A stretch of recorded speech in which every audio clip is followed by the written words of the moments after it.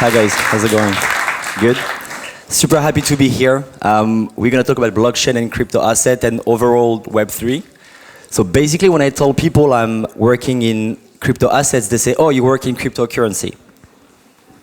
And I'm always like, no, cryptocurrency is the word that the press and people use to describe this whole market. But it's not only that. It's not only about cryptocurrency, because most of the projects in the space are not currency at all, basically.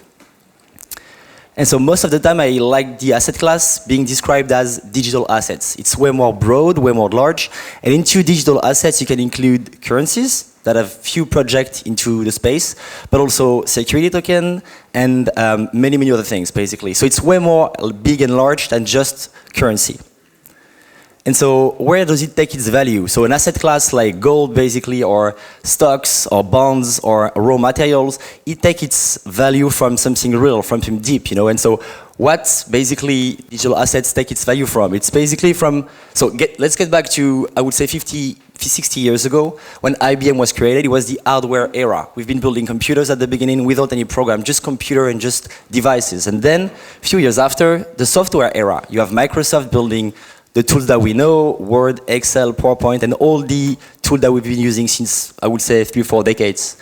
Then the web came, and it was the Web 1. It was the search, basically. And it was just the ability of being online, grasp content online, but not being able to create anything. I was not able to post a blog post, because it was not invented before. There is no Twitter, there is nothing social. It was just me grabbing information and learning from the web. Then the Web 2, the social web, was here, and it was Wikipedia, Twitter, the blogs, and I was now able to put content online and to exchange with other people, which was a new web. It was the social web or the mobile web, and it was like 10 years ago till today. And now, thanks to the technology behind Bitcoin, which is called the blockchain, we're able to go further and to have this new web, which is called the Web 3 for now. It might change later. But right now, it's basically the ability to trust online, trust on the web. Something really important for me, maybe the most important slide of this whole talk, it's basically that one. Web 1 was I can just read content online. Web 2 was I can read and write content, so post something online. And Web 3 is I can read, write, and trust directly without any intermediaries, without any platform, judge, lawyer, government. I can just trust something online. And so why does it matter? Like why this is important basically, and why I'm focusing the next 10 years of my life and maybe more on that topic. So basically, let's get back to it. We, as humans, we're basically 300,000 years old. So it's like a long, long history of life. And right now we dominate the planet. We are the only species that is basically able to control kind of everything, even though sometimes we mess up on climate and many things, but we are the species that has been winning the battle of controlling the planet. And so those things have been basically stuff that we humans have been being able to build. And it's basically due to one thing, collaboration. And collaboration between species and human basically is based on trust. If I build a house with you guys, I need to trust you and to trust your capabilities of doing it, of being serious, of bringing the good material and building the whole thing, basically. So trust is really a big component of evolution. And if we want our species today to keep having a good evolution in the long run, we need to be able to trust each other. This is why that thing matters. And so what is trust? How can we break down trust, basically? So first, trust was social. 1,000 years ago, it was just very local. I was in my village, and I was just trusting people by, eyes contact, body languages, by knowing them and by talking to them. And then we scaled humanity. We became few thousands, few millions, few billion Earths. We created villages, countries, and so we needed to scale this trust. And being able to trust someone which is far from you is really difficult, basically. So we created laws and institutions and banks and governments. So we have rules so we can just collaborate and keep trusting each other by, not by being closely apart, basically. And so institution, there are two things right now. There are, I would say, government and banks. I just mentioned that. But also companies. Now we trust companies and big companies. I remember my mom was telling me all the time, don't go in a car with a stranger and don't open the door to a stranger when I was a child. I'm sure you as well, basically. And now I'm using Airbnb, BlaBlaCar, Twitter, Lyft, not Twitter, sorry, Uber every day. And so those tools or services, I'm basically trusting someone I don't know. But I don't trust the owner of the house, or I don't trust the driver of my Airbnb. I basically trust the platform. I trust Uber or Airbnb or BlaBlaCar because they're going to ensure that the service is right, basically. And so those companies and those governments are the new gatekeeper for trust worldwide.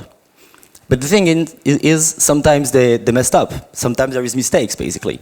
And so I'm sure you know that pictures. It was 10 years ago for the crisis in New York when people were in the street. It was named Occupy Wall Street. Thousands of people were mad about the crisis and were basically walking in the street asking for people to get in jail or banks to stop their mess, basically. And what happened after that? Millions of people were without no home, homeless, no job, no family, nothing.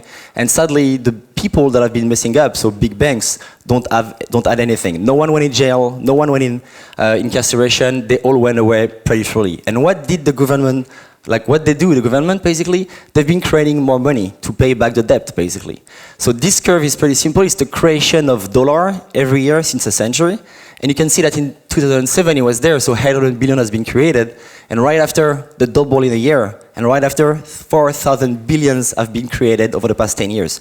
So creation of money and inflation, and so creation of dollars, is not related to anything, any tangible assets. Meaning, every time the Fed or the US government creates new dollars, it's just reducing our buying power. Because the cake is the same, the size of the cake is the same, we're just cutting many, many parts. So it's not something really fair, first, and second, I think it's not the best answer that the government could have done to this crisis. It was not a good answer for me. So they failed at being a trustworthy organization. Then companies, the other gatekeepers. You know those companies and those logos, I'm sure? Marriott, for example, was one of the biggest hacks in their history. It was 3 months ago, 500,000 credit card, passport information has been hacked from Marriott, and now it's somewhere in the hands of hackers. Same for Facebook, Equifax, Wells Fargo. Those are the biggest hacks in their history. We can say, oh, it's just few hacks. It's not really big for us. That don't touch myself personally. Well, if you look at the whole last 15 years, it was 15 years ago, and then we grew up in time, and it's today, there is more and more hacks coming on, more and more and bigger hacks. So the size of the circle is the size of the importance of credit cards or passport numbers or private data that has been basically stolen. So you can see it's really moving forward. I just advise you these websites, avibitpound.com. You just go there, put your email, and you directly see which website or organization has been hacked by your information. So you can see where your data has been, basically. And I'm sure you will have some big one like Dropbox or Facebook. You can try after when you go back in your computer. You all know this picture. It's Mark Zuckerberg, of course. It was last year for Cambridge Analytica. Same, one of the biggest hacks in the history. Media have been talking about it a lot. I'm just going to try to summarize in a few minutes, because it's really important here. Facebook has 2 billion users right now worldwide. They have 5,000 data points on every one of us. My color, my friends, what I like to eat, where I like to hang, everything. When they sell me ads with that, it's fine. I mean, it's ads, I'm okay with it. When they get stolen and a company uses this data to promote their client, which are Trump and the Brexit, that's a really big fucking deal, basically. And so right now, hacks, so technical hacks leads to problem for democracy, sovereignty, and actually our life, basically. We're impacted by that. So if you say, oh, hacking or hacks, I don't really care about it, basically Brexit, Trump, and so many things are happening because of these hacks and this technical failure. This is the cloud. We all know the cloud, AWS or iCloud or tools that we're using every day. Basically, cloud is always the computer of someone else. This is something you have to keep in mind. When you put something in the cloud, it's not secure and for anyone in the world. It's the computer of someone else. And this person can just get hacked as well, get seized by the government, can sell you information, can just read them if they want. So basically, cloud is not really secure, and this is why many lawyers in the world don't even use Dropbox. Because they know, even if it's 99.9% secure, there is still a capability for them to be hacked or to sell you information. So trust is broken, even if it's the government or companies, there is a real problem of trust, and our evolution is basically compromised. So how can we solve that, basically? I'm sorry, the slide is pretty cut. It was TCP, IP, SMTP, HTTP. So those were the protocol 30, 40 years ago. That was the foundation of our internet, basically. And so my point was, how did we come into that? How this model is broken? And so to understand that, you just need to get back a little bit in the past and come back 30 years ago to the creation of those protocols.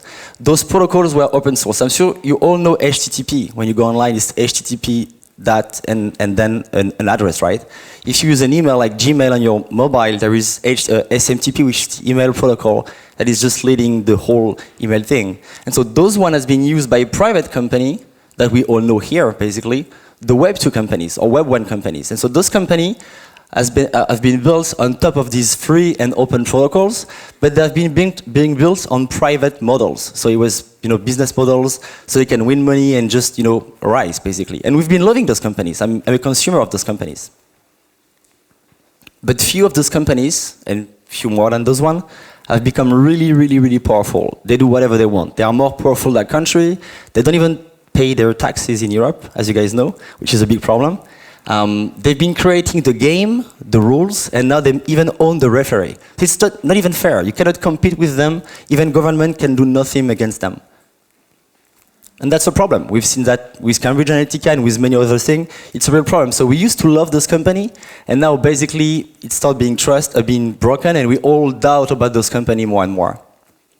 So the question is, how do we go from don't be evil, which was the claim of Google for 20 years, to can't be evil? How can we ensure that human can fake or lie or steal something else or compromise information? And so get back to trust. Remember the social one? 1,000 years ago, institutional, today, and the new paradigm for trust, which is possible thanks to blockchain and mathematics, it's programmable trust.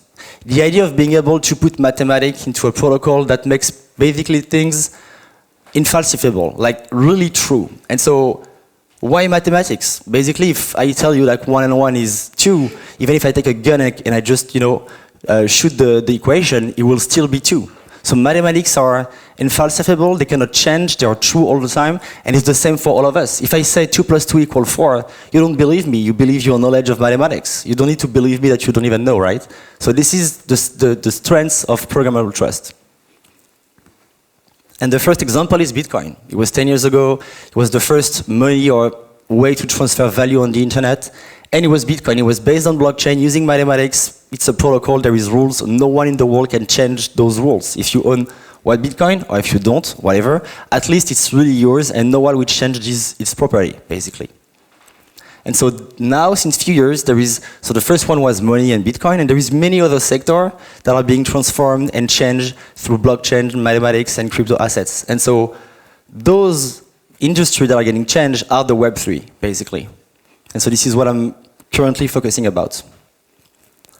It's always there is few key points on Web3, which is basically disintermediation, so removing any platform in the middle. Don't need any intermediaries, whether it's a lawyer or a notary or a platform, like Airbnb, for example. I rent my house on Airbnb, they take 30% commission, for example. So they are intermediary. In the new world, it could be less and less intermediaries.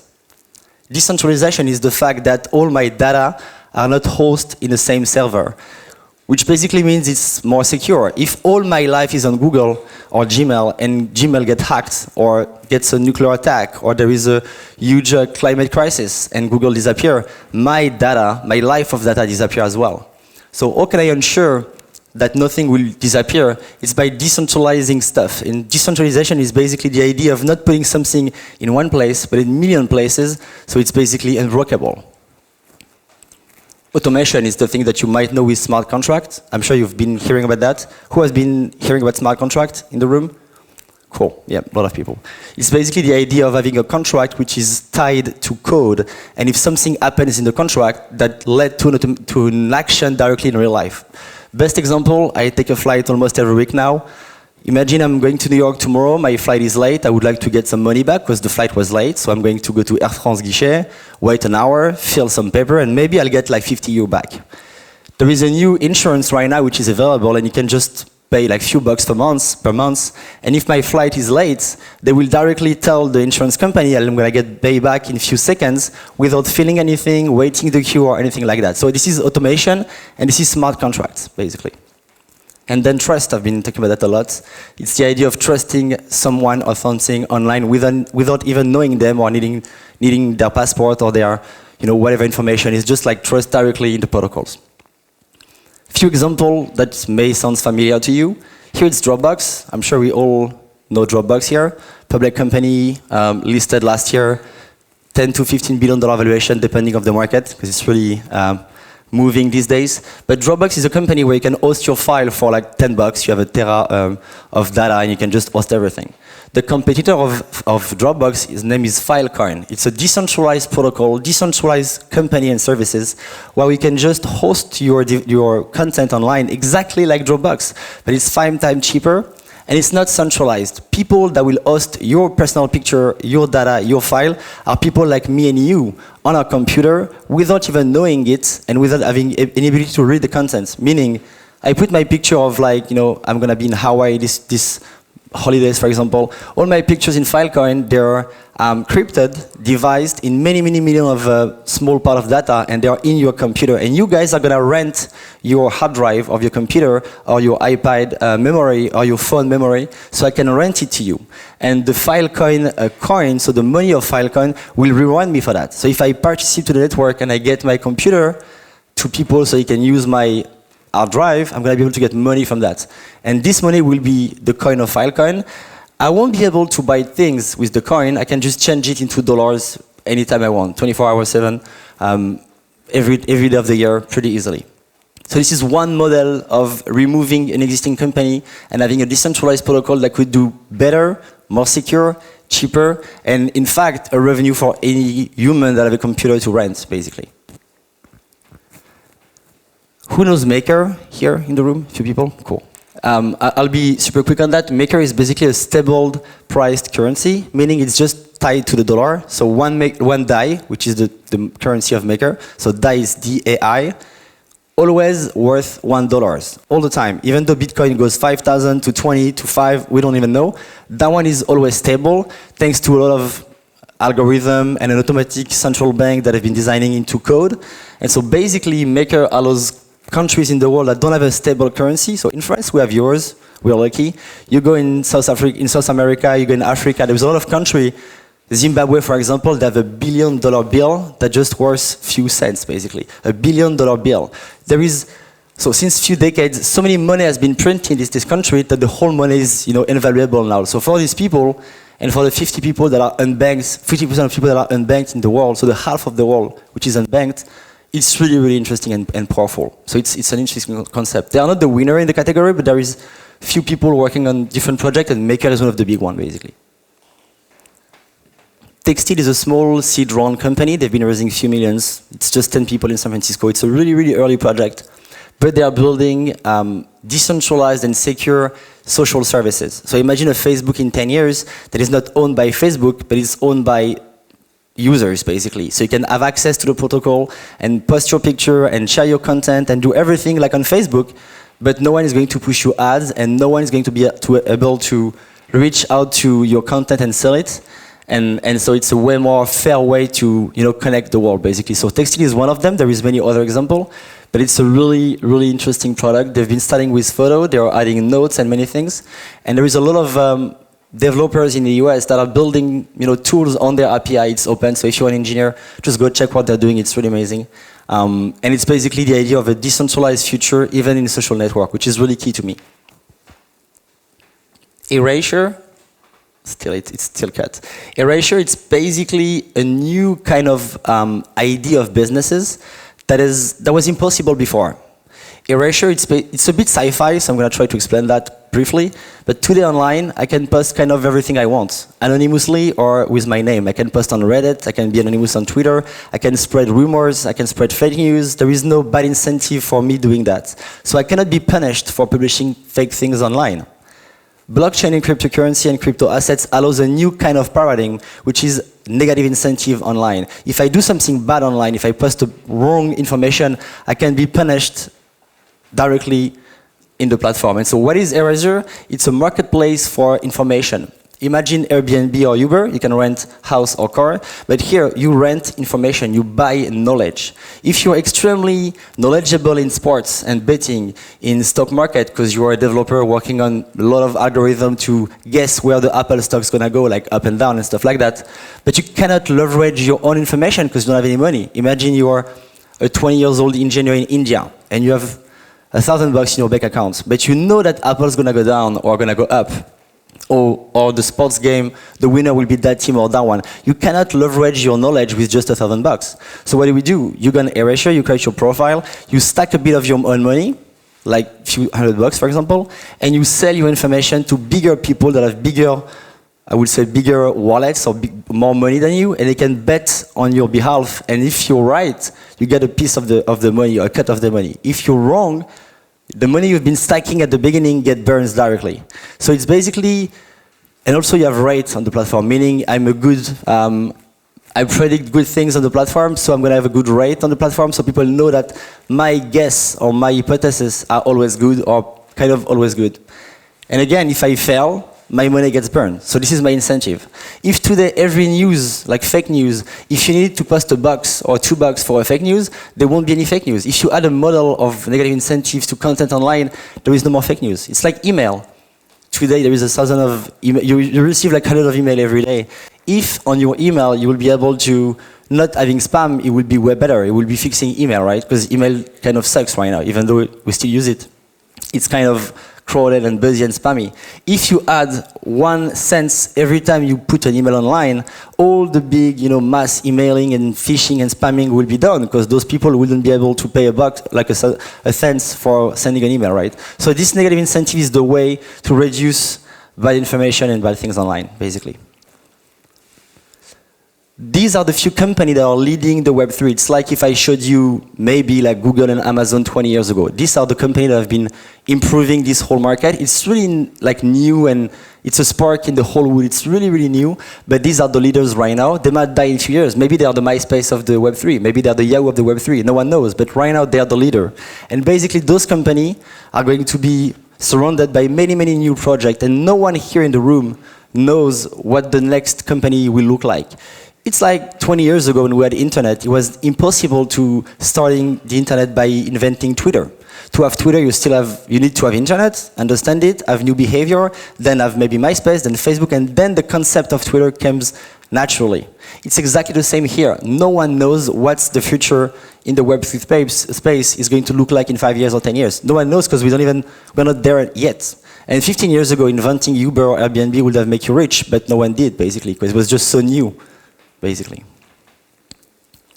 It's my last slide, and then I'm going to take questions. So basically, these are the funds that have been financing the Web 1 and 2. Sequoia, Union Square, Anderson Horowitz, just few examples. But those guys have been financing Google, Apple, Amazon, Cisco, Airbnb, all the companies I've been mentioning before. And they are actually pouring hundreds of millions of dollars every year in the crypto space and in the Web3 space. So it's really moving forward. And those funds here, Metastable, Polychain, and Paradigm, they're a new fund created by this new ecosystem, so they are like few years old fund, and they're investing, again, hundreds of millions of dollars into the space right now. So to have a new technological revolution, you always need two things. You need money, obviously, and talents. And what's happening right now in San Francisco, but all around the world, is that so many talents in big companies left their job and come into the crypto space or the digital asset space. So I have friends from Facebook, Twitter, Airbnb, Amazon. Most of them left their jobs since the past 18 months to join decentralized projects and decentralized protocols. So it's coming together, slowly but surely, and to me it's really important because right now, and you're going to agree with that for sure, digital and internet and or mobile are on us 24 hours per day. We are basically living a digital life. And so a digital life without trust is really complicated. When I talk to my mom or my friends in a coffee, I like my conversation being private. I like what I'm saying, what I'm giving to her being private. And I want the same online. I want to be able to understand and trust and be able to interact with strangers online without any issue. So a more secure internet is basically a more secure life for the future. This is why all of this matters to me. Thank you so much. I'm sorry you have a lot of questions, or maybe no, we'll see. So I'm happy to chat with you. Thanks.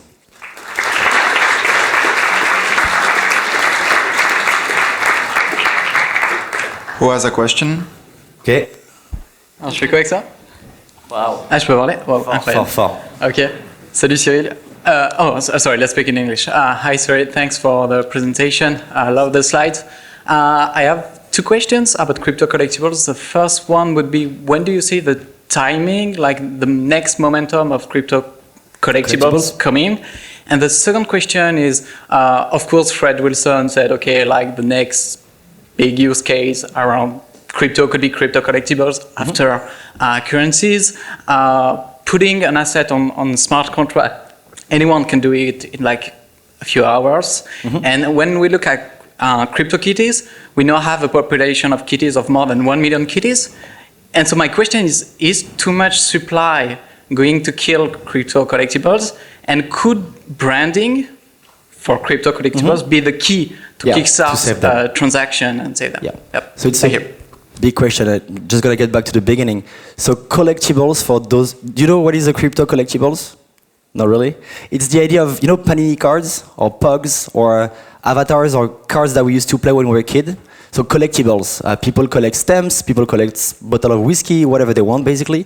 Art pieces sometimes. The idea of digital collectibles is creating scarcity to an asset which is online, like a picture, but you're the only one in the world to have this picture. It's like having your own Tamagotchi, which is really powerful, and the gold Tamagotchi in the world on your computer, and you own it for real. So this idea of collectibles has been transmitted to many areas. For the World Cup, for example, of football, of soccer, you were able to collect Ronaldo or Messi or whoever player there was, and to own this card and to trade this card. And if Ronaldo scores a goal, the cards go up in value, basically. So that's the idea of collectibles.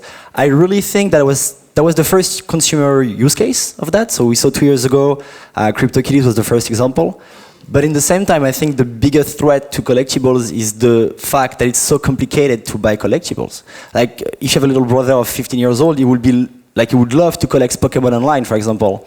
But to connect those Pokemons, you have to have Ethereum, you have to have gas fee, understand transaction, have a wallet. So the barrier to entry for just having a toy is so complicated. So it was the first consumer product and platform, but to me, for the next 3, 4, 5 years, we need to just simplify the whole back office, the whole back end of it. So you have to have a mobile application, which is basically a secure wallet, that is basically buying in euros or crypto, whatever, directly the card, and that would be really easy to just bring, mass market. So if your brother don't use CryptoKitties, it's just because it's so complicated to use it, to me.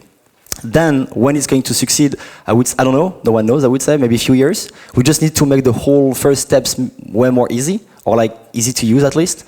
And then I'd say branding, of course, license as well. If you want to create crypto goods on NFL or NBA or any federation, you need to have the rights to do it, right? So, because FIFA is going to be mad at you. So it's also a deal of branding, network, contract, and stuff like that. But to me, it's really early to, in my opinion, maybe I'm wrong, but I think it's really early to invest. Building, yes. Invest right now, it's pretty tricky. But some people have to take risks, so of course. Thank you. Thanks. Hi, thanks for your presentation. Isn't there a future where a bit different from what you've described? When you see over the past months, Facebook, JP Morgan developing their own blockchain, and somehow perverting the initial ideology, which was decentralization and disintermediation. Don't you think there's an alternative future where those large corporations develop this technology, they have the users, and eventually, I'll say all the philosophy is a bit perverted, I think? Yep, definitely. We've seen Facebook coin released in the news a few weeks ago, JP Morgan coin, IBM coin 2 days ago. So it's really interesting. It's big companies, the biggest bank in the world and the biggest social media companies in the world coming into the market. So that brings visibility to cryptocurrency, blockchain in the space. So it's good, in my opinion. Then JP Morgan, it's really for settlement between their own private banking system. So it's not public yet. It's built on a private blockchain. So it's a remix of Ethereum being private, which is called Quorum. So it's a private technology. So it's not open to the public, and the basis and the whole idea behind all of this is public. It's being public, decentralized, non-permissionless, and so those companies are building things using few of the codes, but not all the codes. So I would say JP Morgan, for us, we won't see any use case for the next few years, definitely. Facebook coin is more interesting because they have 2 billion users on WhatsApp, Instagram, Messenger. So that could be a use of payments, between users basically, and that would be interesting.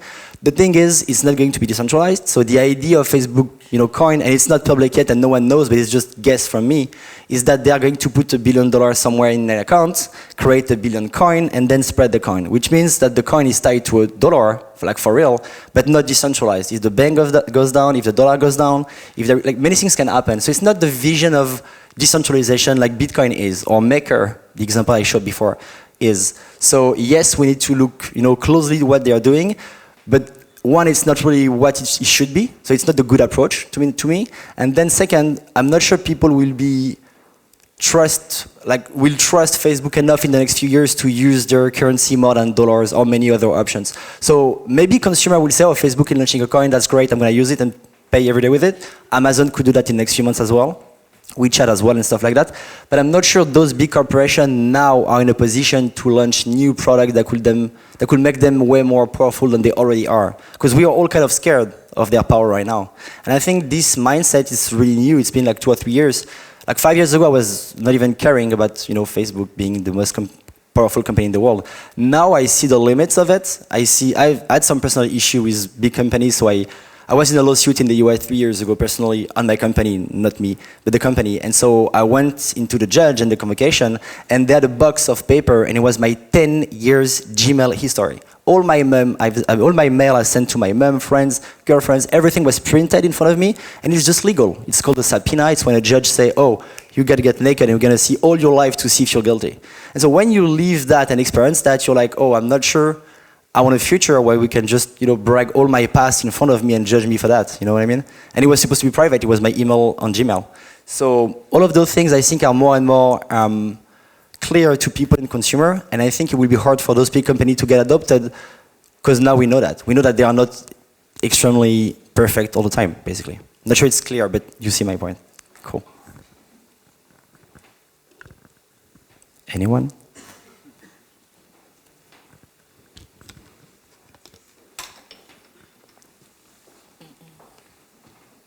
Hello, Cyril. Thanks for the presentation. We see that blockchain is more and more present in sports. What's your opinion about this domain? It's a future revolution or not? Can you just go deeper? What's happening in sports? Basketball in USA or football in France? I think it's going to be changing kind of every industry slightly and few others really big. So for a settlement or contract, for example, we all are going to use this kind of smart contract in the next few decades. It's obvious, for sure. It's going to be faster, cheaper, more secure, everything. So for selling a player, for selling a house, for selling a car, we will be using blockchain for these kind of things, for sure. It's already happening in a few countries. It's going to be more and more common in the future. So that's the first view. In sports specifically, I didn't saw any big application except for the betting side, so the platform I just mentioned before, Erasure, for sports bets, or Collectibles, basically. That's the two use cases I saw. Right now, I didn't see any new thing on the sports in this industry changing really something. But contract-wise, yes, of course. But it's going to be for any industry, I think. Thanks.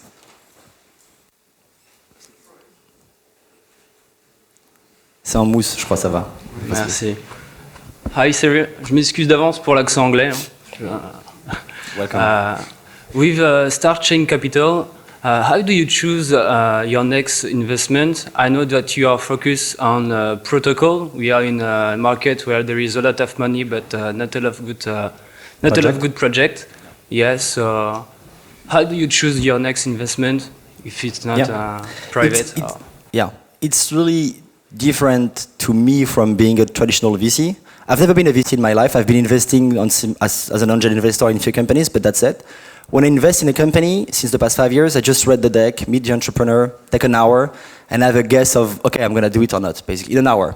When you analyze a digital asset project or a crypto project, it's mostly a few days of research. Because you have to go in the code, go on GitHub, get your hands dirty, understand everything in the protocol, the token economics, the mechanics. So it's way more hard right now, in my opinion, to invest in a good protocol than a good company. It's way more hard, and there is less people capable of it, I would say.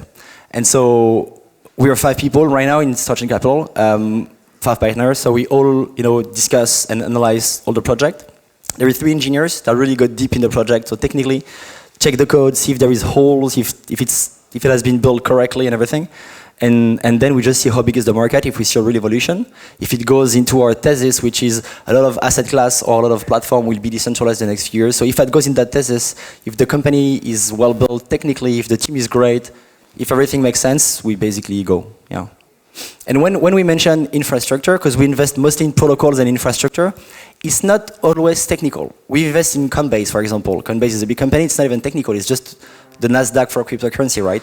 But it's a piece of infrastructure. To get millions of people adoption for cryptocurrency, we need Coinbase to simplify the whole experience and to work legally around those concepts. So our investment in Coinbase is really mostly infrastructure, but not technically, just like a piece of the infrastructure that will make that asset class bigger in the future. Exactly. For Coinbase, that's the one of I think it's the first application that I saw on people who are not in cryptocurrency. They said, "Oh yes, I got Coinbase." So I think that's the they're beginning. doing a great job marketing-wise, and I hope they're gonna grow in the future. Maybe IPO in 2 or 3 years, or get acquired by big banks. Big banks, we'll see. But it's one of the company working in that side of the thing, meaning making this space more and more visible, basically. Thanks. Hi, thanks for the presentation. I have a kind of almost personal question. How and when did you get into the crypto world?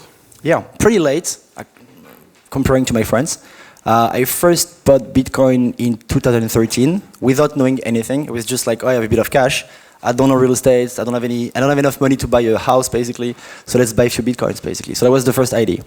Then I forgot about it for 2 years, and in 2015 I was living in San Francisco, so 4 years ago, and I saw friends of mine at big companies mentioning Bitcoin all the time, and it was like a recurring conversation. So I checked my wallet and I was like, oh, I have some, just forgot about them. And it was actually turned out to be a good investment, and I have some, and I was like, oh, that's great. How come that tripled in value in 4 years? What is this? So I went deep into it, and I would say in 3 years and a half, I'm really, really into it personally and at work every day, I would say. So yeah, 3 years and a half full time. Thanks.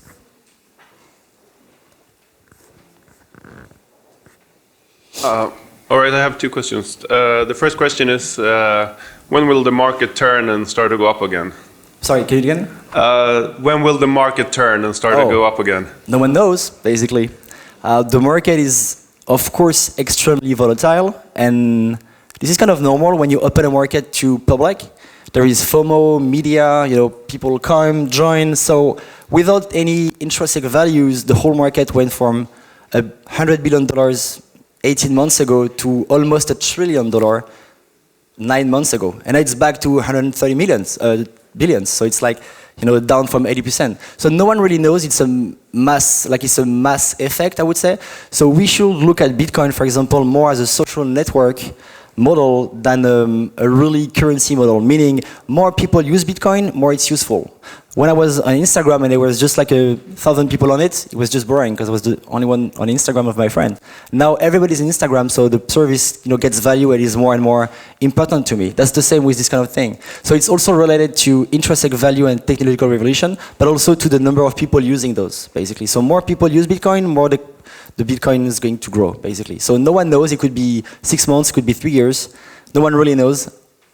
I'd say 18 to 24 months, but I might be wrong. Yeah, because there are new things happening in the market, like JP Morgan coin and such things that get attention, but now the market doesn't react as it did before. So what do you think it's... Market was reacting a lot to press and media 18 months ago, 2 years ago, when it was a big thing for consumer. And then when the market crashes, everybody left. And the people that are working in the space right now, either they're buying or building or mining, they are really interested into the technology and not only the money or the financial aspect of it. So I would say a lot of people were there 2 years ago. Now there is less people, but they are really building and creating the whole ecosystem. So that's a good thing, in my opinion, for us or for the technology that the market crashed last year, because it makes a whole cleaning into the ecosystem, and only the really passionate people stay here and work, basically. Yeah. My next question is about, you mentioned before usability is an issue, or for everyone to get into crypto assets and so usability is one, and then we have companies that are centralized and have centralized coins. If it comes down to it, do you think the people will choose usability over, let's say, the more ideological thing like decentralization? That's a great question. No one knows. I hope people will choose the good, option. But no one knows. Facebook could win again. there is a big chance of that. So we'll see. Depends of people awareness, people ability to understand what really matter and what this is important or not. But Facebook could be the biggest, still, like it's the second biggest company in the world, just behind Amazon. In a few years, if they succeed at their coin, they could be even bigger, and they would have won, and the ideology would have lost. That's an option, for sure. Thanks. Sure.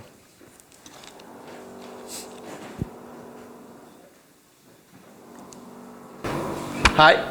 Thank you, Cyril, for the intervention. I'm focused on financial protocols, essentially. Yep. And I'm wondering, I'm seeing a lot of them being delivered. I'm really wondering if it's not a bit too early. Which one are you referring to? Like Melonport, for example? For example, yeah. So in this space, it's a new space, and so there is a good people, bad people. It's like a new,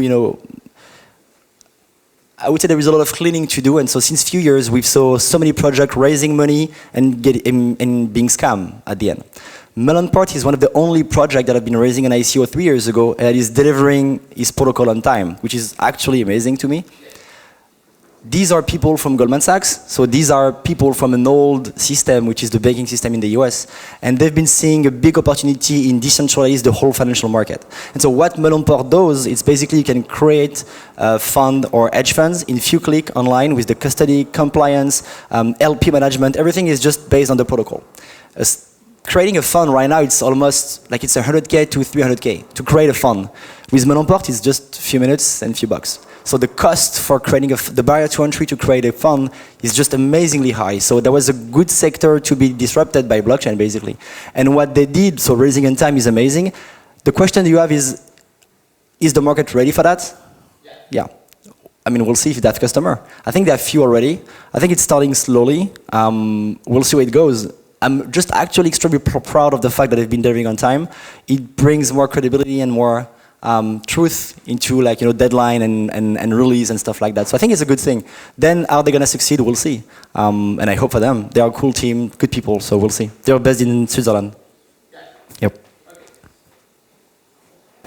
Yeah, thank you, Cyril. I have a follow-up question on ICOs. Is it still a viable option for startups to raise funds, and do you see it as a real threat to traditional venture capital business? Yep. Like every new thing, at the beginning, there is a lot of mistakes. ICO was a great concept spiritually, but a lot of people have been getting scammed and lost their money and blah, blah, blah. It's exactly like internet came out 25 years ago, and if you look at the cover of Times or Le Monde or Figaro, 25 years ago it was, internet is a mess, don't go there, it's for drug dealers, and it's dangerous, and don't let your kids go there. That was the headline 25 years ago for internet. So then you can see that it has been changing a lot, because then we thought we found value in it and we started using it and cleaning it, and now internet is like part of our life, right? So for venture capitalists and financial world, I would say ICOs was a scammy way to raise money at the beginning, so it was kind of scary to do it. And more in the future, we'll see a regulation, the SEC, the IMF in France, a lot of organizations are going to put rules that are going to be more and more secure for, I would say, investors. And ICO, the idea of ICO is basically you and I, we don't know anything about the market, we can just invest $1 or $1,000 or even more to a company that we don't even know, basically. So it's a crowdfunding model for raising money. It's a big threat for VC, of course. I'm not sure it's going to be the threat in the future, but I think the model will be more, will be victim to regulation, which is a good thing. Victim is not a good word, but subject to regulation.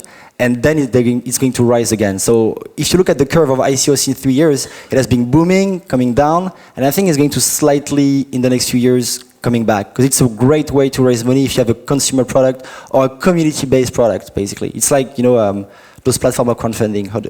What's the name of it? To crowdfund project online. Kickstarter, thank you. Just Kickstarter, basically. But for companies. By owning equities and not just goods. So I think it's a good model. But will they finally eat your bread? Say again? Will they finally eat your bread? Yeah. Potentially. We at Starchin Capital are investing really early, so seed and Series A, so before ICOs. So we don't do ICOs in the fund. And I think we won't do any because we want to bring value. And so to bring value, we need to have a direct link to the CEO of the company, or at least the team building it. And when you do an ICO, you don't have any rights, voting rights, advice to give. You're just a consumer, like investing. So we don't do, and we won't do, I think, in the next few years. Hi Cyril, my name is Jeremy, I'm with Josephine. Thank you for the presentation. We co-founded Krypton, which is basically a blockchain-based company that enables startups to raise funds in 5 weeks. We've already had our proof of concept. We've got a lot of startups that are coming to raise funds with us. We are having right now a paradoxical problem, which is blockchains enable trust, but people don't trust blockchain yet. In which countries or regions in the world do you believe it's the most appropriate place to base a blockchain-based company that, with having all the, let's say, the help of the states, of the larger companies, and of the population also? Yep. I'm based in the US since a few years, so I'm not really aware of the European market. I follow it, of course, but I know there is some places like Estonia or Switzerland, the Crypto Valley in Zug, that are pretty keen to investors, and so you might find some help there. I can put you in contact with some people in Switzerland if you want, like Melonport, the company we've been mentioning before. They're based in Zug. They're French and US-based people, but they're based in Zug because the regulation, everything is more easy there, basically. I think France is also moving forward pretty quickly, and the IMF is doing a great job. There is some stuff coming on also here, so I'm not sure you confirm what I'm saying, but I think I've heard it was moving forward. At least they're aware of what's happening, and they're changing rules, so it's good. In the US, it's not really perfect yet as well, so I'm not sure where is the best place to start to have like support, logical supports. I'm not really sure, to be honest. I would say Zug is actually the biggest one, I think, but I might be wrong, I'm not sure, sorry. Good. Vlad, we're good. Cool. Merci beaucoup. Thank you so much, everyone. It was a pleasure to share that, and yeah, bye.